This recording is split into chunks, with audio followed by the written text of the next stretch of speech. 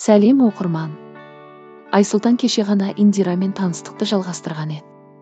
Бірақ Димаштың кешегі туған күнінде Аянаның қасынан шығып қоймады.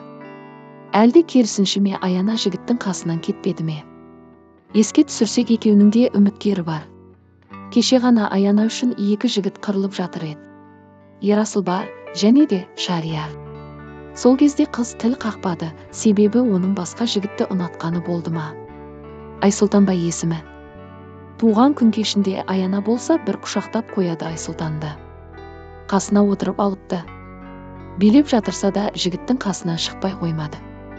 Қалай ойлайсыздар, Аянаның сезімі Айсұлтанға бар ма? Ертеңгі күні тағы бір үштік шықса таң қалмаймыз.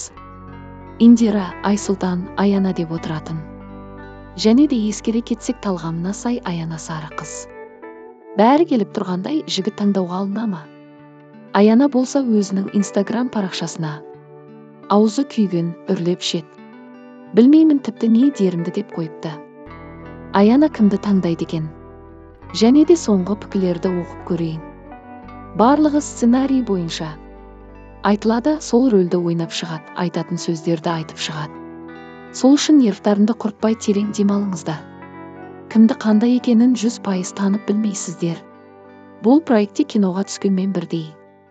Негізі Айсұлтан мөлдірсізде краш атымен ел алдында танылып, көзгі тусып жатыр еді.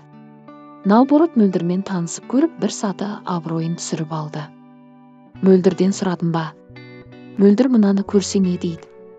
Мөлдірдің арқасы деген сөздер любой адамның шамына тиеді. Жалтақтатып қояды. Енді қайта жұп болмағаны дұрыс негізі. Шарияр эфир ойнатуға келген адам. Ақтолқын Шариярды әлі жақсы көреді негізі. Түсінбейтінім, Аяна мес болуды мөлдірден қалай асып түсем деген проблемамен жүрген біреу. Ерасыл ой, ол алдағы 5 жылда да үйленетін бала емес. Дейді көрермендер, сіз қалай ойлайсыз?